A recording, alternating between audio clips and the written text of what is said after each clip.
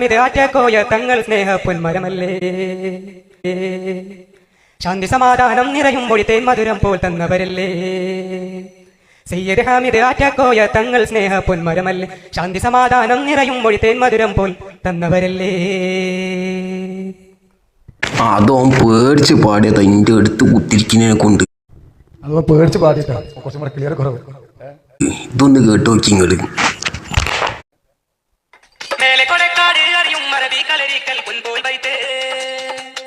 അവിടെ വരുന്നവർക്കൊക്കെ താങ്ങും തണലായി തന്നവരേറെ കരുത്ത്.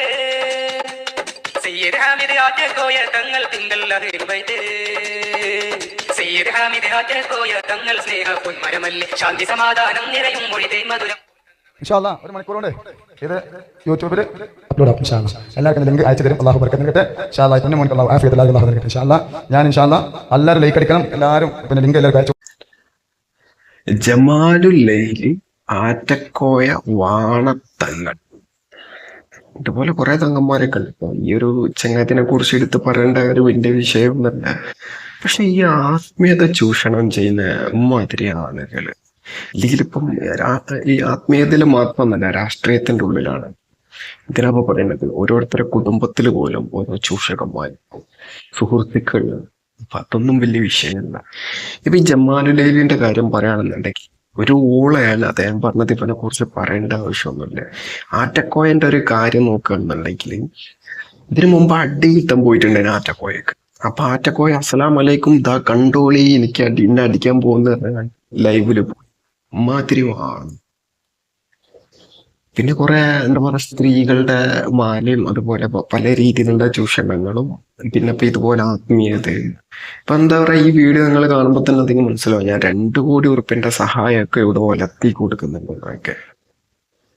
പിന്നെ എന്തിന്റെ പേരിലാണ് ഈ വേഷം കെട്ടി നടക്കുന്നതെന്ന് ഇപ്പോഴും മനസ്സിലാവാത്ത ആളുകൾ ഉള്ളതിനെ കൊണ്ടാണ് അവനൊക്കെ ഇപ്പോഴും വേഷം കെട്ടി ഇങ്ങനെ തന്നെ നടക്കുന്നത് മാതിരി. അതാ പറഞ്ഞത് നമ്മുടെ ഒരു രാജ്യം എന്നുള്ള രീതിയിൽ പോകുമ്പം ആത്മീയത വേണം, അല്ലെങ്കിൽ ഒരു ഫിറ്റിംഗ് മോഡൽ ആളുകൾ വേണം, ലിബറലുകൾ വേണം, എല്ലാവരും വേണം. അപ്പൊ ഈ വെറുതെ അന്തമില്ലാത്ത കുറെ പൊട്ടന്മാരെന്തെങ്കിലും വിളിച്ചു വരുമ്പോഴത്തേനും അതിന്മേലൊക്കെ പോയി കെട്ടിത്തു. എന്താണ് അതല്ല വീഡിയോ കുറച്ചു നേരം ഒന്ന് വേണ്ട നോക്കാം നമുക്ക്. അതൊന്നും പ്രശ്നമല്ല. അത് ഞങ്ങൾ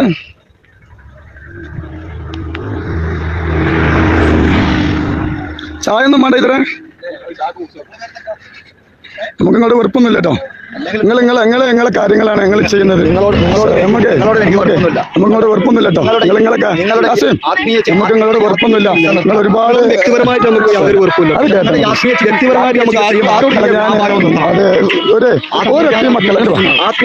കാരണം അതിന് നിങ്ങൾ യോഗ്യനല്ല എന്ന് ഞാൻ ഒരുപാട് പ്രാവശ്യം ഒരുപാട് വീഡിയോ ഞാൻ പറഞ്ഞതാണ്. കാരണം നിങ്ങൾക്ക് പ്രാഥമികമായ പ്രാഥമികമായ ഒരു അറിവും നിങ്ങൾക്ക് ഇതിനെ കുറിച്ചിട്ടില്ല. നിങ്ങൾക്ക് ഇസ്ലാമിക് പഠിപ്പിച്ചല്ല, ഞാൻ പഠിപ്പിച്ചാൽ നിങ്ങൾക്ക് അറിയില്ല.